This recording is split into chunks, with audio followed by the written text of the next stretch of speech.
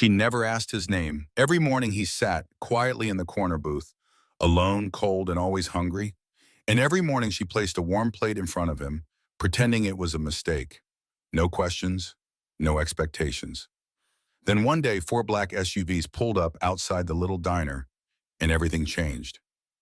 If you believe that small kindness can change a life, this story will stay with you. Don't forget to like this video and subscribe to our channel for more powerful stories that touch the heart. There was nothing special about Daisy's cafe at first glance, just a chipped red awning over the door, windows fogged slightly from the steam of morning coffee, and the sound of a tin bell jingling each time someone stepped inside. The kind of place that smelled like old stories, burnt toast, and memories wrapped in warmth. But for Rachel Dwyer, that little diner was the rhythm of her life. She was 29, quiet, lived alone above the town's only pharmacy. Every morning before dawn, she walked 3 blocks in silence, tied her worn blue apron at the waist, and greeted the regulars with a practiced smile, one that covered up more than it revealed.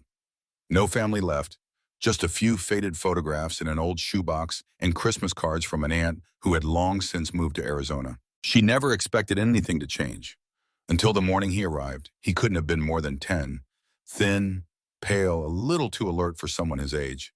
He walked in without looking at anyone and made his way to the booth in the farthest corner, the one near the window but still shadowed by the curtain. He ordered only a glass of water. Rachel brought it with a smile and a paper straw. He didn't meet her eyes, just nodded. Barely. The next day he came again. Same booth, same time, same order. On the 4th day she noticed his backpack. It looked heavy, too big for his shoulders. He had a book on the table, always reading, always alone. By the 2nd week she had memorized the way he clutched the glass with both hands, the way his eyes darted toward the kitchen when plates of food passed by, the way he sat so still, as if movement might make someone notice him. He never asked for anything more than water, but he was hungry. Rachel could see it. Hunger has a look, not always in the stomach, but in the shoulders, the eyes, the quiet way someone watches others eat. So on the 15th morning, as the cold wind rattled the window panes and frost traced patterns on the glass, Rachel did something different. She brought him a plate of pancakes. "Oh, sorry," she said quickly, setting the dish in front of him as if by mistake. "The kitchen made an extra. I figured it was better to leave it here than let it go to waste." He looked at the plate, then at her. Suspicion warred with something softer. She smiled and turned away, not waiting for permission. From behind the counter, she watched him pick up the fork with hesitant fingers.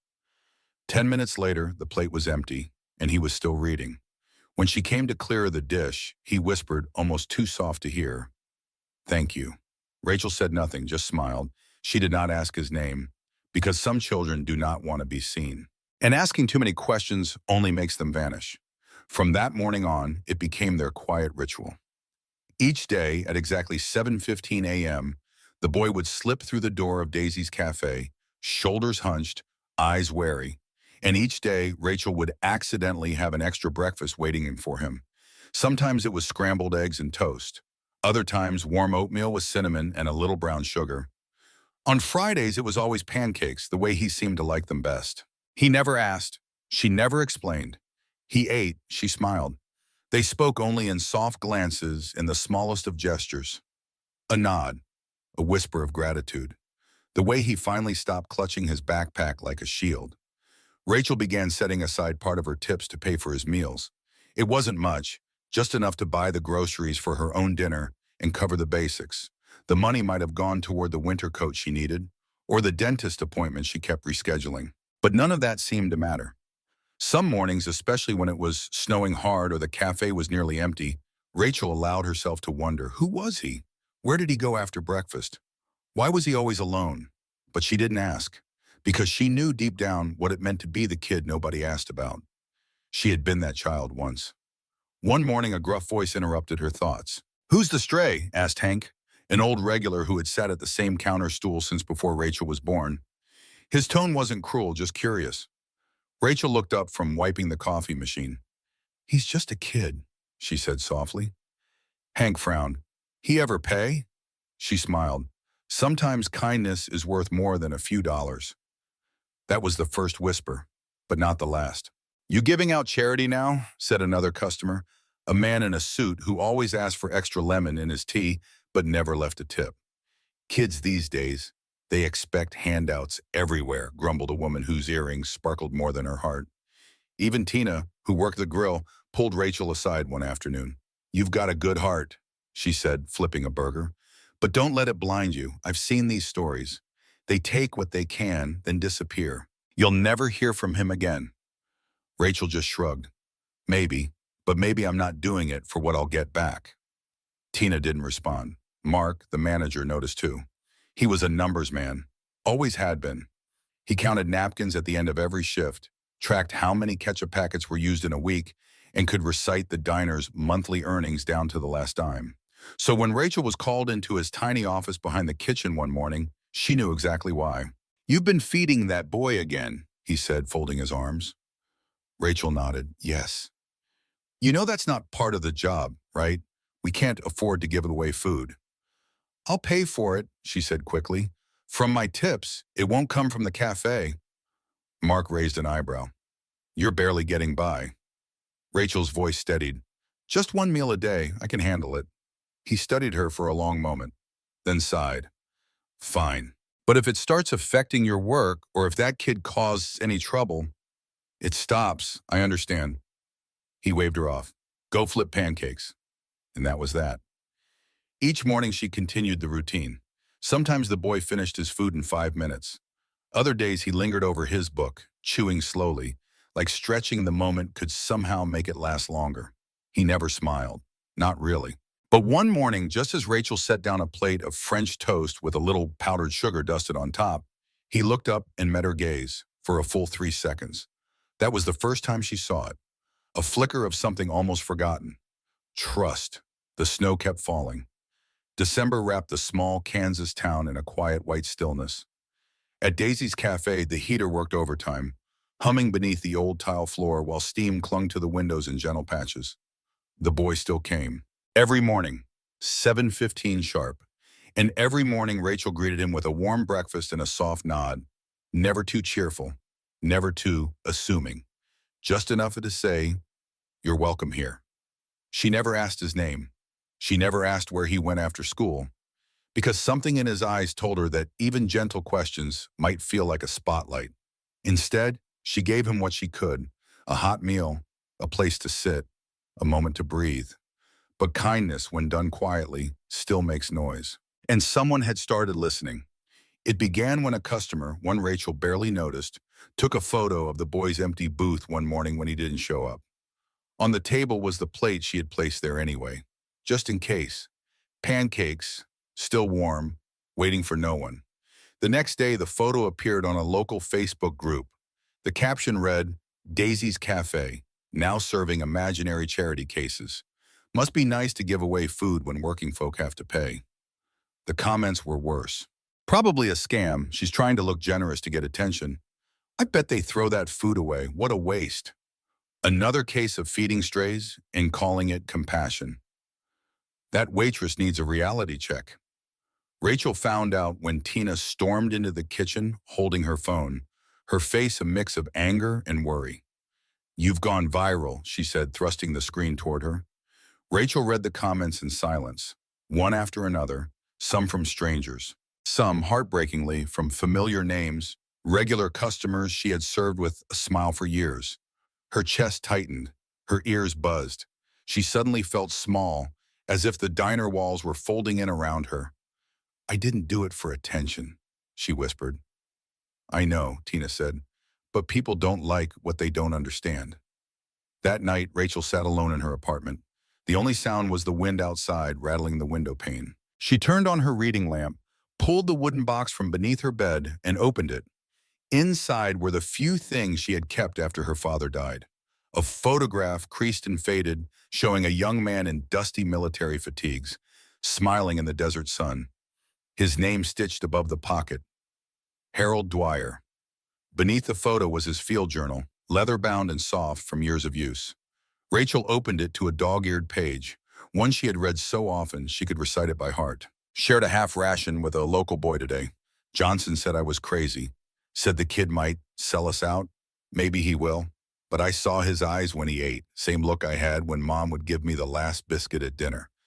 Nobody gets poor by sharing bread, but those who forget to share, they stay hungry in ways they'll never admit.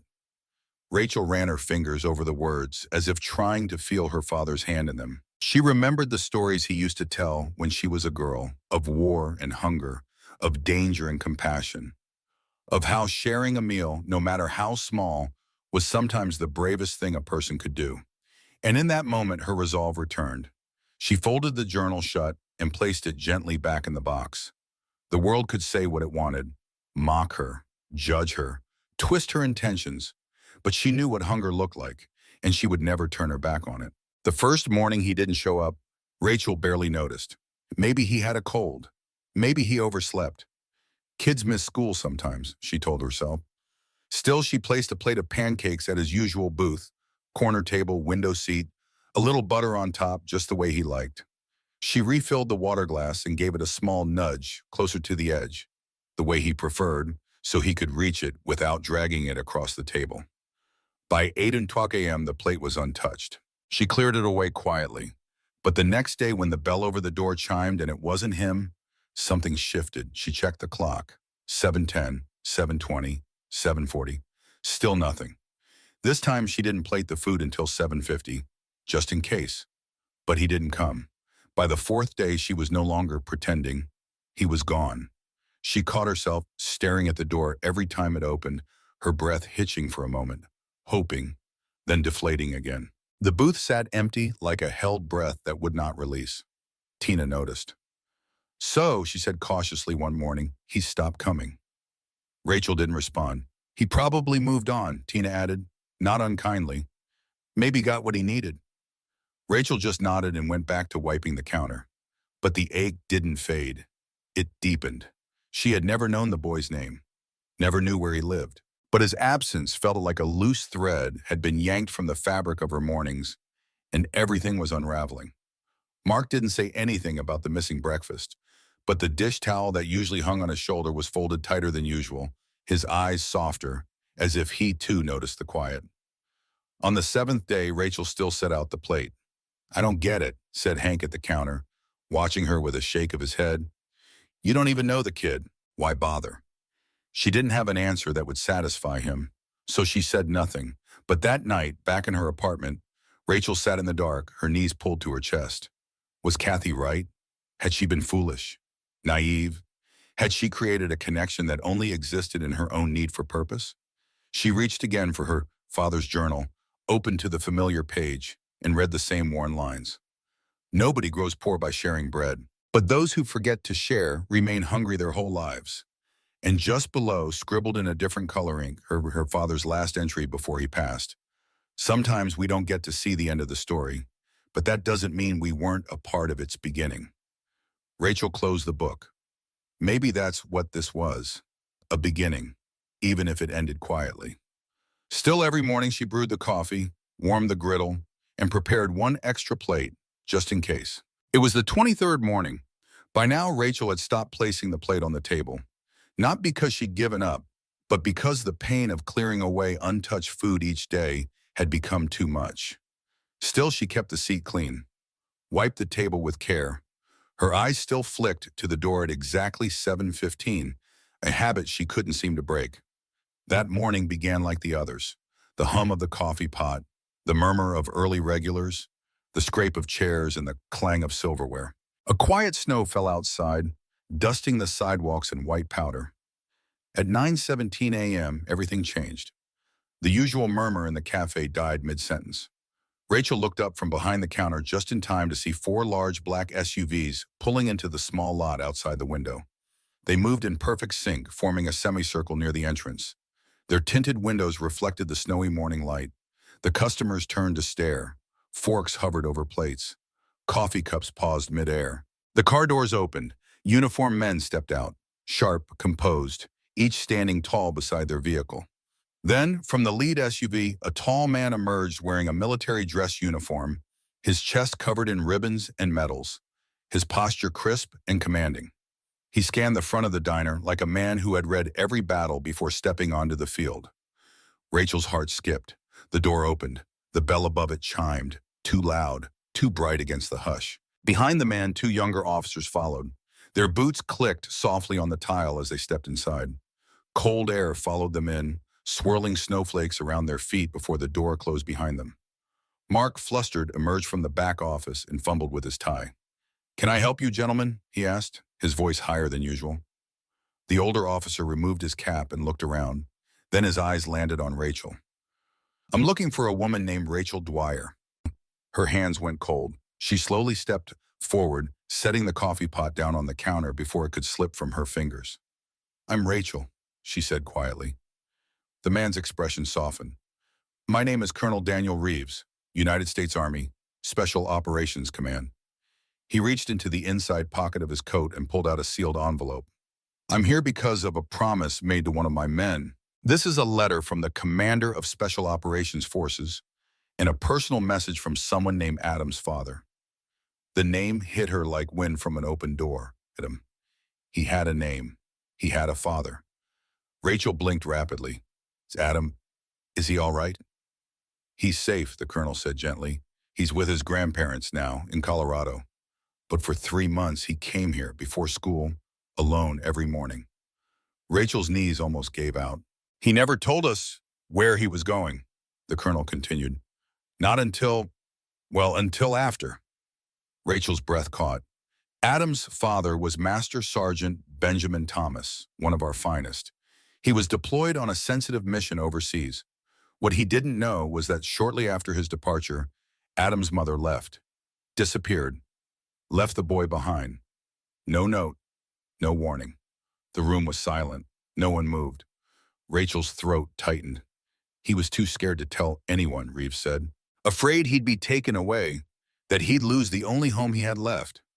So he made do, lived quietly, stretched the emergency cash his father had hidden, and came here to this diner every morning." The colonel's voice lowered, his words heavy with reverence. 2 months ago, Master Sergeant Thomas was killed in action." Rachel closed her eyes. "In his final letter to us, he asked if anything were to happen to him, that we find the woman at the diner. The one who made sure his boy was never hungry. The woman who never asked questions." Rachel covered her mouth with both hands. The colonel opened the envelope, removed a piece of paper, and unfolded it slowly.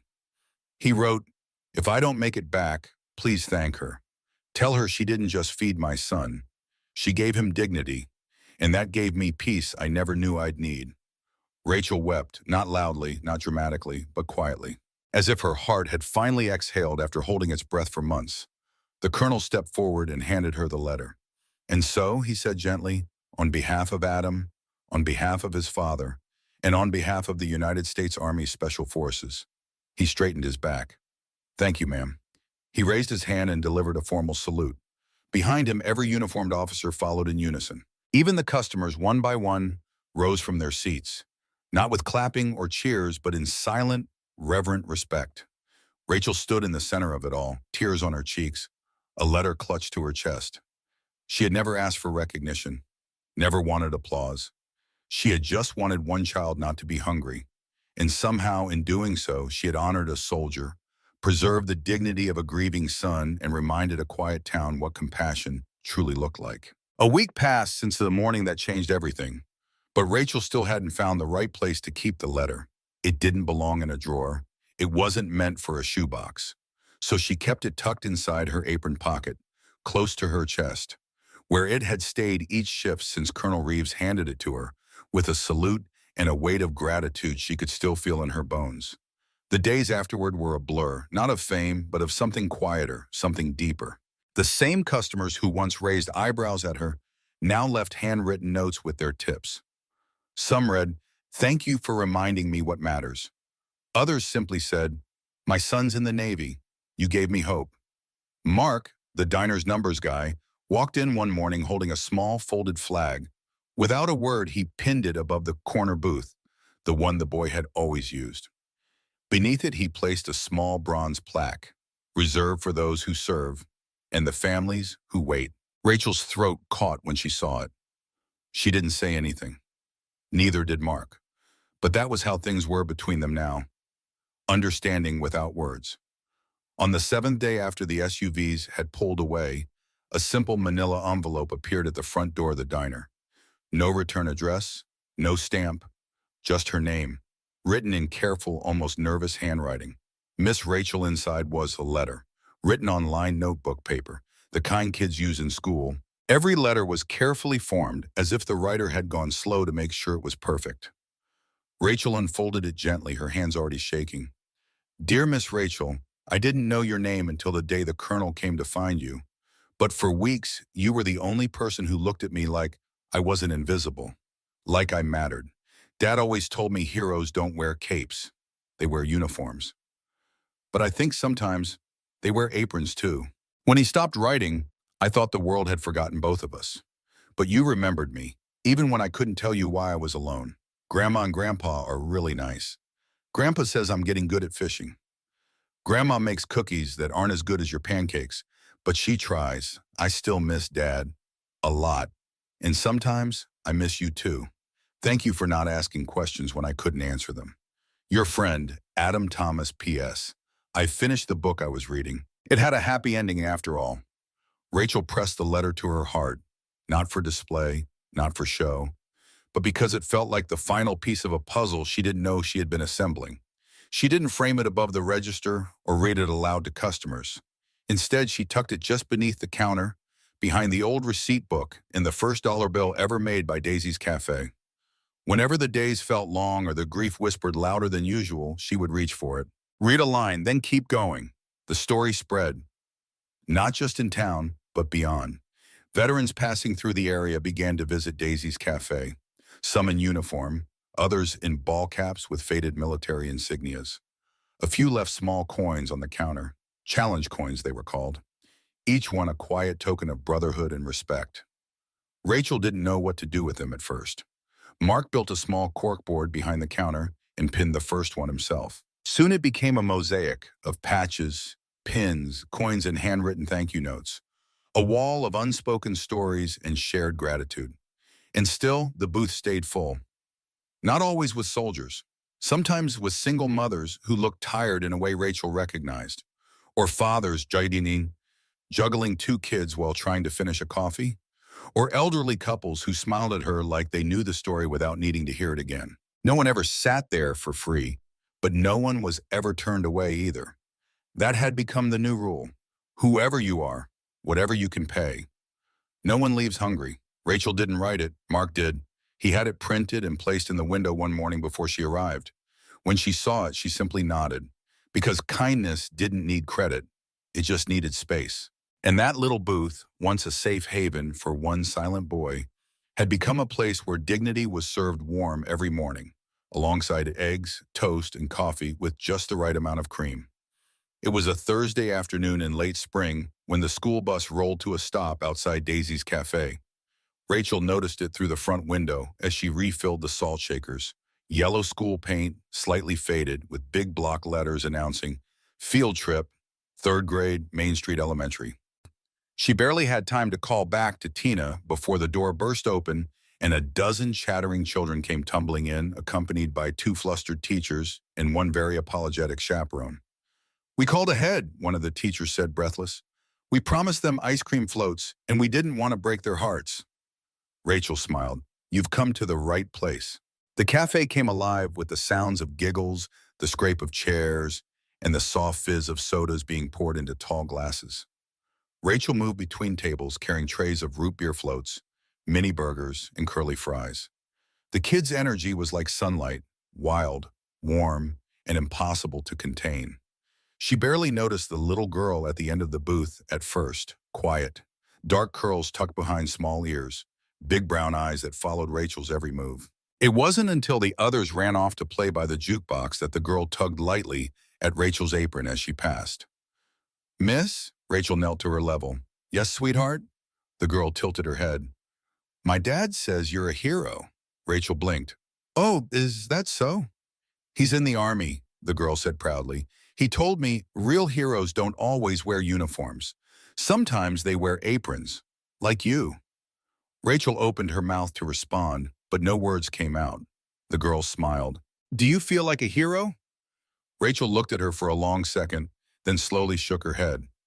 No, sweetie, I just try to make sure no one feels forgotten. The girl leaned in as if to tell a secret. I don't think that's just anything. Her teacher called from across the room, and the girl gave Rachel one last grin before running off. Rachel remained there a moment longer, knees on the floor, heart full. That night, after the diner had closed and the windows had been cleaned and the last crumbs swept from the floor, Rachel hung up her apron like she always did. But this time, she reached into her pocket, not for the letter, not for the coins, but for a folded napkin, the one the little girl had written her name on before leaving. To Miss Rachel, from Ava, thank you for being nice. If I grow up brave, I want to be like you. Rachel smiled, not the practiced smile she gave customers, but a real one, the kind that started slow and spread across her face like morning light creeping into a dark room. She didn't need medals, didn't need salutes, didn't even need her name in the paper. Just a napkin from a child who believed in kindness. And that was more than enough. By the time summer settled over the town like a warm, worn quilt, Daisy's Cafe had become more than just a diner. It had become a symbol. The booth where Adam once sat was never empty anymore. Veterans, widows, children of deployed parents, and sometimes strangers just passing through with tired eyes and empty stomachs, it became a quiet sanctuary for all of them.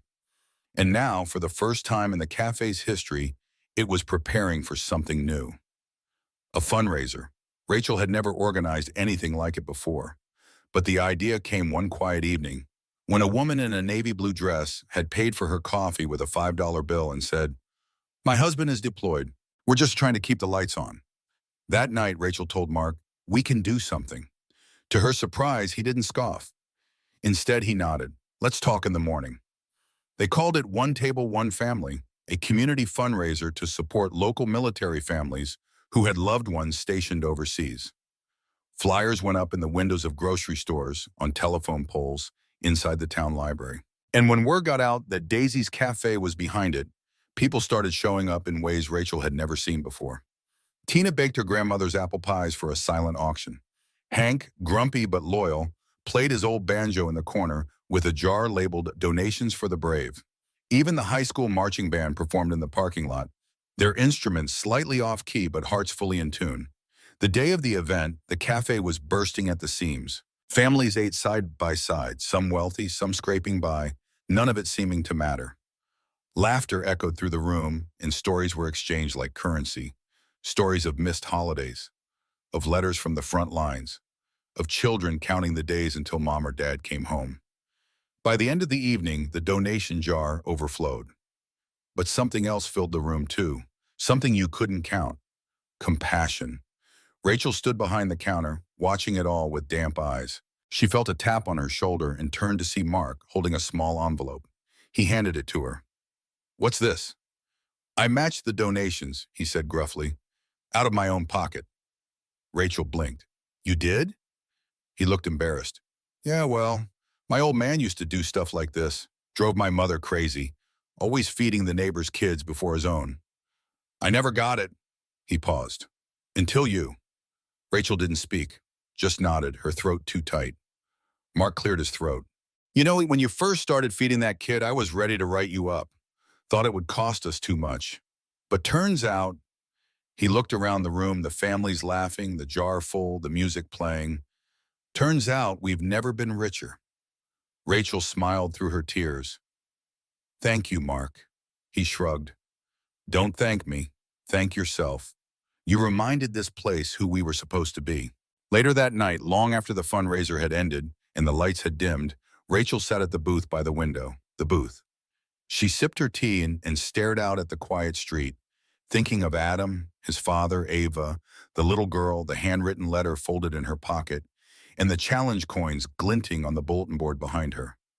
One meal, one boy, one small act of kindness, and somehow it had turned into something far bigger. It was almost exactly 1 year since Rachel had first noticed the boy in the booth by the window. 1 year since the small glass of water. 1 year since the pancakes. Since the silence, the questions never asked, and the bond built from nothing more than quiet compassion and a warm plate of food. It was a Tuesday, the kind of soft, golden morning where the world moved a little slower, and the cafe filled with the low hum of conversation, the clink of coffee mugs, and the smell of cinnamon and fresh eggs. Rachel arrived early, like always. She tied her apron, wiped down the counter, refilled the napkin dispensers. Then she walked to her usual station and found something waiting for her. A coin, small, metallic, polished, placed precisely at the edge of the countertop next to her notepad. She picked it up gently, expecting perhaps a tip or a leftover keepsake from a forgetful customer. But this was different. It was heavy, intentional. On one side was the insignia of the United States Special Forces, a familiar emblem by now, after months of salutes and patches and quiet thank yous. But it was the other side that stopped her breath. It had been custom engraved, simple, elegant, semper memor, always remembering. Rachel stared at it for a long time. There was no note, no envelope, no signature, just the coin, just the words.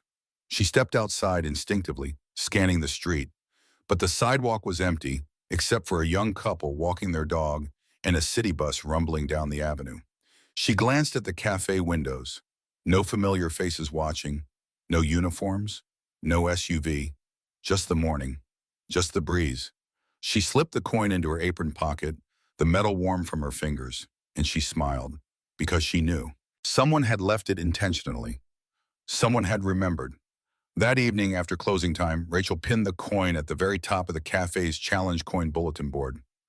Above the others, alone but quietly commanding, right next to Adam's letter, framed now behind protective glass. Mark walked by as she was adjusting the placement. New one? She nodded. Anonymous? Rachel smiled. The best kind. He said nothing, just nodded once, then flipped the closed sign on the door. As she reached to untie her apron, her fingers brushed the edge of the coin again inside her pocket. It wasn't grand, it wasn't loud. But in its weight there was meaning, a message carried without words. You were seen, you were remembered. And what you gave, without asking for anything in return, had rippled outward farther than you'd ever know. The sun was just beginning to rise over Main Street when Rachel unlocked the front door of Daisy's Cafe for the day. It was quiet, peaceful in the way only early mornings could be. The sky outside was painted in soft hues of lavender and gold, and a warm breeze carried the scent of honeysuckle through the half-cracked windows. Rachel moved through the cafe like she always did, turning on lights, wiping down tables, brewing the first pot of coffee. There was comfort in the ritual, in the rhythm, in knowing that this place and the people who passed through it had become something more than just breakfast in booths. She paused at the corner table by the window, the booth once occupied by a boy with guarded eyes and a too large backpack. The booth now reserved in quiet reverence, framed by a folded flag and a small bronze plaque. The bulletin board behind it was full now, filled with unit patches, thank you notes, military challenge coins, and children's crayon drawings of soldiers and waitresses and pancakes. Rachel sat down in the booth for the first time in months. She sipped her coffee in silence. The cafe would open in a few minutes, but for now she let herself breathe, let herself remember Adam, his whisper of thanks, his father's letter. The coin left without a name. The little girl named Ava who said she wanted to be brave. Mark's transformation from bottom-line manager to quiet champion of compassion. Tina's pies, Hank's banjo. The way the town, once skeptical and sharp, had softened and opened like a book turned gently by time. One plate, one child. And somehow all of it had changed, not just her, everyone. She didn't need recognition, didn't want it, didn't. But as she sat there, she knew the truth of what her father once wrote. No one grows poor by sharing bread, but those who forget to share remain hungry their whole lives. She had not forgotten. And because of that, someone had remembered her. A jingle from the door snapped her from her thoughts. She turned. A small group of third graders filed in, shepherded by a tired but smiling teacher. Their faces were full of wonder as they looked around, some pointing at the wall of badges, others whispering as they saw the flag and plaque. One boy asked, "Is this the hero place?" The teacher nodded softly. "Yes, sweetie, it is." A little girl in pigtails approached the counter. "Are you Miss Rachel?" she asked. "I am," Rachel replied, leaning down. The girl handed her a folded piece of pink construction paper. On it was a crayon drawing. Rachel in her apron standing in front of the cafe, holding a plate. The words across the top read, "Thank you for feeding the world." Rachel's throat tightened. The girl smiled. "We learned that heroes are people who help without being asked." Rachel placed a hand over her heart. "I think you're going to grow up to be one too," she said. The girl blushed and ran back to her friends. And as the cafe filled once again with noise, laughter, the smell of breakfast, and the soft hum of humanity, Rachel stood a little taller. She knew now what her purpose had always been. Not to fix everything, not to change the world overnight, but to offer what she had, quietly, consistently, without expectation. A place at the table, a plate of food, and kindness without questions. That morning, as the town came alive around her and Daisy's cafe buzzed with new beginnings, Rachel tucked the pink drawing behind the counter next to Adam's letter and the military coin. And in that moment, with the sunlight warming her back and the laughter of children echoing through the room, she knew. She wasn't just feeding stomachs, she was feeding hearts. One meal at a time. Sometimes the greatest acts of service don't wear medals. They wear aprons, carry plates, and offer smiles to children who can't explain why they're hurting. If this story touched your heart, please let us know in the comments below. Have you ever experienced or witnessed an act of quiet kindness like Rachel's?